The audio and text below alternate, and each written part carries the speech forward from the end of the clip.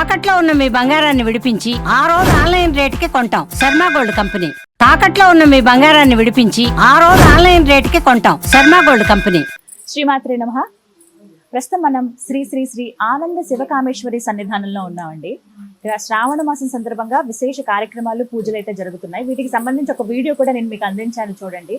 ఎంతమంది మహిళా భక్తులు ఇక్కడ పాల్గొన్నారు, అమ్మవారి సేవలో తరించారు. ప్రస్తుతం మనతో పాటు ఉన్నారు పీఠాధిపతులు శ్రీ శ్రీ శివకామేశ్వరి ఆనందమయ్య అమ్మ. మాతాజీతో మాట్లాడదాం. అలాగే శ్రావణ మాసానికి సంబంధించి మనకి ఎన్నో సందేహాలు ఉంటాయి కదా, అలాగే వరలక్ష్మి వ్రతం కూడా రాబోతోంది.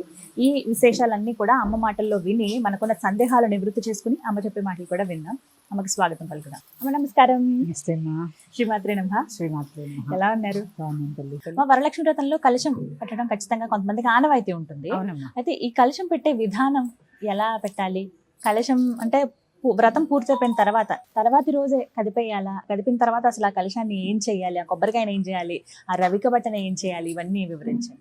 వరలక్ష్మి వ్రత కల్పంలో కలశం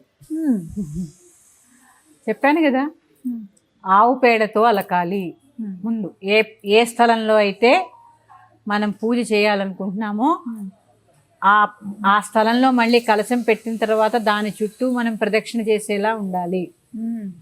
ప్రదక్షిణ చేయాలి అంతే కదా. చారుమతి మొదటి ప్రదక్షిణ చేయగానే ఖాళీ ఎందుకు గల్లు గల్లు అని గజ్జలు వచ్చాయని ఫోటో ఎలా అని ఆలోచిస్తాను. ఇంకా ఫోటో పెట్టాల్సిన అవసరం కూడా లేదమ్మా. కలశం ఉంటేమా కదా, కరెక్ట్. అది అందుకని నేను ఇప్పుడే అదే చెప్తున్నాను. నిరాకారతత్వమే మన ఆధ్యాత్మికత.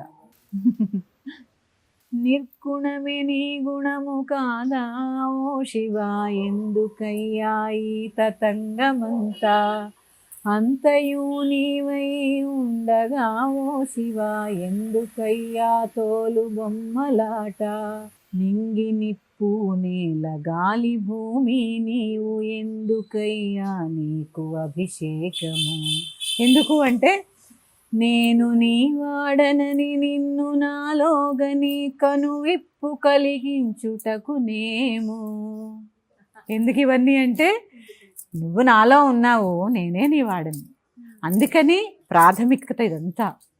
అందుకే ఆయన మీద ఏం నీళ్ళు పోసినా ఆగవు, ఉన్నది అదే. అది తెలుసుకోవడానికే ఇవన్నీ. కానీ మనము ఏం చేస్తున్నామంటే ఇక్కడే ఇక్కడే ఇక్కడే మన చుట్టూ ఒక గిరి గీసుకుని ఇదే ఆధ్యాత్మికత, ఇదే భగవతత్వం అనుకుని ఇక్కడే ఉండిపోతున్నాం. ఇది దాటి చాలా ఉంది.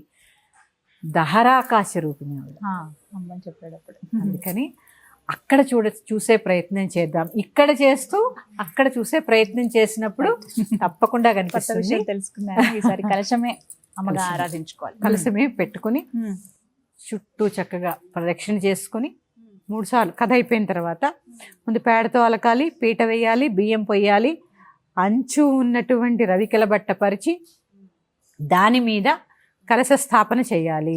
కొందరికి బియ్యం పోసే అలవాటు ఉంటుంది, పోసుకోవచ్చు, వాళ్ళ ఇష్టం. కొందరికి నీరు పోసే అలవాటు ఉంటుంది. ఎందుకు ఇవన్నీ? పంచభూతాత్మకము. బియ్యం అంటే ఎక్కడి నుంచి వస్తాయి? భూమిలో నుంచి వస్తాయి. పంచభూతాల్లో ఒకటి నీరు.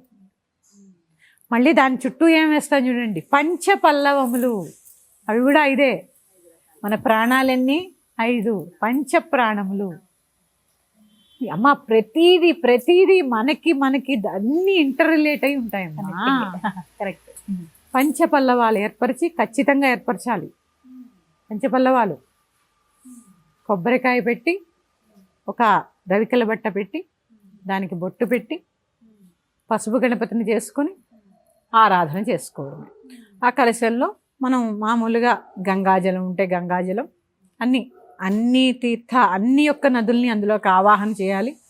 చేసిన తర్వాత కలశం ఏర్పాటు చేసుకున్న తర్వాత పూజా విధి విధానాలన్నీ కూడా చక్కగా చేసుకోవాలి. బట్టకి రంగు ఏమో ఉందమ్మా, మన ఇష్టం అమ్మా. ఒక నలుపు తప్ప, ఒక నలుపు బూడిద రంగు తప్ప. అమ్మవారికి ఎక్కువగా ఆకుపచ్చ అంటూ ఉంటారు, ఎందుకంటే సస్యశ్యామలం. ఇక్కడ మనం తీసుకోవాల్సింది ఏంటి? ధాన్యలక్ష్మి. సస్యశ్యామలం అంటే ఆకుపచ్చ కదా, ఆహారం వస్తున్నదంతా పచ్చటి చెట్ల నుంచి కాబట్టి పచ్చదనం. లక్ష్మి అంటే పచ్చదనం, సుభిక్షం. అందుకని అట్లా అది పెట్టుకొని చక్కగా విధి విధానంగా పూజ చేసుకోవచ్చు. ఏది ఉన్నా లేకపోయినా కావలసినది ఏంటయ్యా అంటే భక్తి, శ్రద్ధ. ఇది చాలా ముఖ్యం. ఏవీ లేవని చింతించకండి, ఉన్న దాంట్లో తృప్తిగా చేసుకోండి. ఇక పూజ అయిన తర్వాత కలశాన్ని ఏం చేయాలి? ఇది ఒక పెద్ద సందేహం. కొంతమంది ఏం చెప్తూ ఉంటారు, లక్ష్మీదేవికి ఉద్వాసం చెప్పకూడదు అంటూ ఉంటారు. కానీ కలశాన్ని అయితే యథాస్థానంలోకి మనం తీసుకొస్తాం కాబట్టి చెప్పి ఉద్వాసం చెప్పి కదిపి ఆ కొబ్బరికాయని అలా పెట్టి కొడబెట్టేయకుండా, ఎండబెట్టేయకుండా, స్వీటే చేసుకోవాలనే నియమం లేకుండా దేవుడికి చూపించి కొట్టి ఏదైనా చేసుకుని తినేయండి. భుజించడం ముఖ్యం.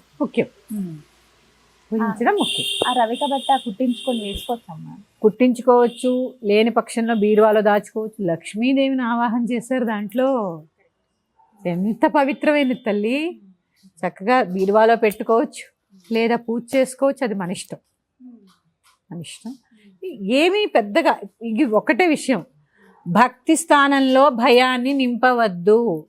లేదు, పూజ చేస్తున్నప్పుడు ఏదో చెయ్యి తగిలి ఏదో పడిపోయింది, దానికి ఏమో అయిపోతుందేమో అనుకుంటే ఎలా? అవుతూ ఉంటాయి, అప్పుడప్పుడు అవుతూ ఉంటాయి. మనం మనుషులం కదా, చిన్న చిన్న తప్పిదాలు అవుతూ ఉంటాయి. ఆవిడేం కోపగించుకోదు. పొరపాటున ఏదో తగిలింది ఏమనుకోండి, మళ్ళీ ఒక్కసారి. అందుకే మధ్యలో ఆవలింత వచ్చినా, లేవాల్సి వచ్చినా కుడి చెవుని పట్టుకుని విష్ణురు విష్ణురు విష్ణు అని 3 సార్లు చెప్పుకోవాలి. ఎవరైనా ఇలా చెప్పచ్చు? ఎవరైనా. ఎందుకంటే మన కుడి చెవిలో నదులు ఉంటాయి. కావాలంటే ఎప్పుడైనా ఇక్కడ పెట్టి చూడండి, ఆ సముద్ర ఘోషలాగా అని వినిపిస్తూ ఉంటుంది. ఆ పట్టుకుని పెట్టుకుంటే మళ్ళీ స్నానం చేసి, నదీ స్నానం చేసినటువంటి ఫలితం దక్కుతుంది. విష్ణు అని ఎందుకంటారు? విష్ణు అనే శబ్దానికి అర్థం ఏంటి అంటే సర్వాంతర్యామి, సర్వవ్యాపకుడు.